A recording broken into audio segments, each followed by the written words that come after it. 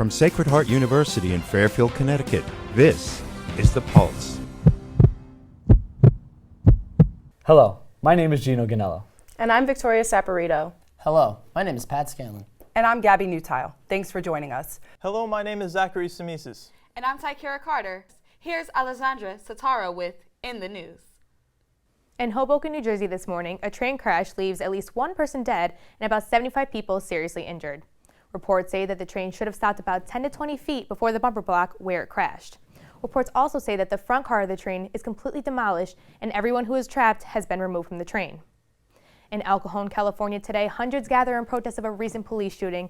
Reports say that Alfredo Cuero Longo was shot and killed by a police officer in El Cajon on Tuesday. Police say Longo refused multiple instructions from officers to remove his hands from his pockets. It wasn't that long ago that Sacred Heart was just a small commuter school. I decided to take a look at all of the recent growth on campus. Sacred Heart University, a rapidly growing college, had a nunnery at this exact location in its early stage. Now, it has turned into a building named after former President Thomas Melody, who began transitioning the small commuter school to an acclaimed regional university. Don't forget, I got here in 1982. This was a little commuter college when I got here. And basically we had the library, this building, there was Milady Hall, it was called the Administration Building, and up there we had Curtis Hall. There was no pit center or anything like that. And so we had just a limited number of sports teams too. And so I've seen buildings going up all over the place now at the university. So there's, just the structural changes of the university. The campus itself looks fundamentally different. And I know that when my alums come back and, join me in pints with professors and stuff, they're amazed at what they see here. With Sacred Heart's constant expansion, it's easy to see how the alumni are stunned with the campus they were once a part of. To some, it's almost unrecognizable with all the new buildings, such as the new chapel on campus that opened in 2009. The Ryan Matura Library, which was recently renovated in 2011, is the students' go-to spot to get their homework done. The William H. Pitt Center is another recent addition to Sacred Heart's campus where both athletes and non-athletes go to train and work out. In the fall of 2015, the new Business and Communications building was opened at Sacred Heart and offers students top-notch facilities. It includes media production studios, trading floor, and interactive laboratories, all designed to enhance the students' expertise.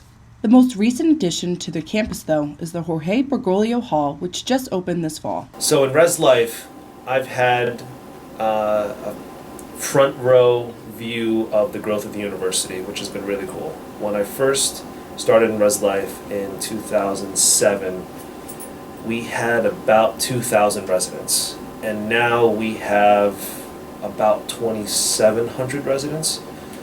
We've had to respond to the needs of the students, not just in the number of students, but also the different kinds of services and the growing complexities of the students that we have that are attending here. John Henry Newman Hall, Thomas Aquinas Hall, Augustine Hall, Teresa of Avila Hall, all make up Scholars Commons, the first ever dorms built on campus. With all this growth, though, at Sacred Heart, the question is, has something been lost? Yeah, that's a good question. When I first started here in 2004, it certainly, we build ourselves as a small campus, as a tight campus, and I'm going to say that we still are. I think that we still are a tight-knit campus. People still know each other around here. So I don't think that we've really lost anything. I still think that the ethos of the place, that the culture of the place, that students and staff and faculty genuinely care about each other is still there on a daily basis. We'll just be able to stretch out our legs a little bit more around here. We're clearly in a growth mode, and I think we're not done by any means. We bought the Jewish home for the elderly. And we're going to have a dorm up there and a cafeteria. And we're also buying property off campus. We just bought, I believe it was 8 acres right over here, the golf course. And then we bought our own golf course on top of it, And I would say that probably within the next 10 years, once again, there's going to be, I think, another seismic shift here at the university in terms of what kind of school we are. And we'll be looking back on like the interview today and we'll be saying, wow, that was a different school even then. So I think that we're by no means done, and it's a good feeling actually, because we're not on a treadmill here. We're gaining traction all the time. We seem, and as I've told people at open houses, it seems as if every year or two there's something new that's developing here, which makes it an exciting place to be. It seems the possibilities for Sacred Heart are endless, as they just acquired their former headquarters of GE. This will not only enlarge the university's campus, but it will also give their students greater resources. It only seems fitting for the university to continue on with their construction and expansion as the community keeps on growing with each year. Sacred Heart has already come so far from the small community school it once was. The university is well on its way to becoming an even bigger and better school than most of us could have possibly imagined. Reporting for the Pulse in Fairfield, Connecticut, I'm Gabby Mutile. I had the opportunity to meet up with senior golfer AJ Correa and the Division I Sacred Heart University golf team after their first ever Shoe Open tournament. That gave me the chance to see the technique behind each stroke and learn the stories behind each player. On October 17th, the women and men Division I golf teams held a tournament at Sacred Heart University's newly owned Great River Golf Course. For the first time ever, the Sacred Heart women's and men's golf teams took home the winning title at the same weekend event. With the university purchasing the golf course, we took the opportunity to host our first ever men's two-day event, it was a big success. Though this was a big success for Sacred Heart's growing golf program, it was an even bigger personal victory for senior golfer AJ Correa, who had put in overtime working at the course just to play here.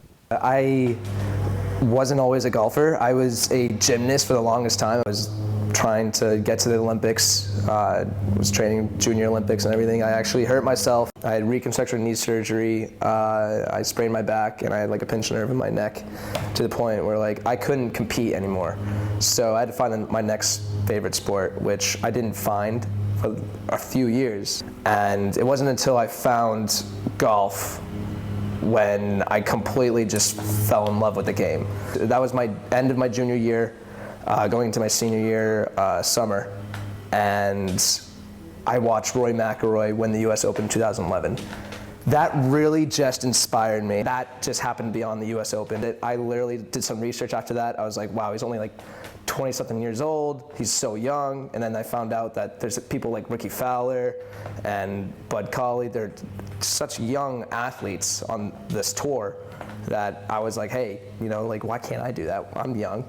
I have a great background in gymnastics. I'm strong. Let's do it. So I started practicing every single day, and that's when my parents knew. They were just like, you know what? Let's send him to this golf academy down in South Carolina and see where he can go with it. I worked my butt off down there, and it was worth every penny because I got a golf scholarship to Sacred Heart. I've had AJ for, he's a senior, so he's been on the team for 3.5 years, and he's been a big part of the program. He's played in countless events, and he's been a positive impact on the team. He's a really nice guy, stand-up guy, and he brings a lot of fun to the team in practice and tournaments like that. We always look forward to playing with him. Correa may have had a positive impact on his team's morale and scores, but being a part of Sacred Heart's team has positively impacted him as well. It's really changed me in the last 4 years because the team, it's such a little team. It's 9 people.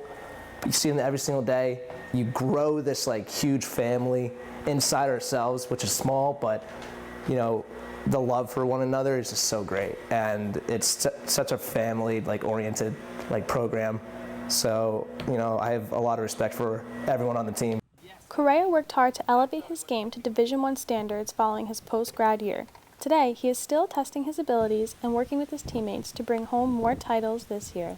Just coming off that win at the Shoot Classic, we can take what we've done there and just work hard in the off seasons and just really be ready for the spring season in March, because we kick it off down there in Florida, and then we'll just keep going hard, keep grinding, and then hopefully win the conference championship in the spring. I think the guys were excited to be able to come out and play in a real competition instead of just always qualifying.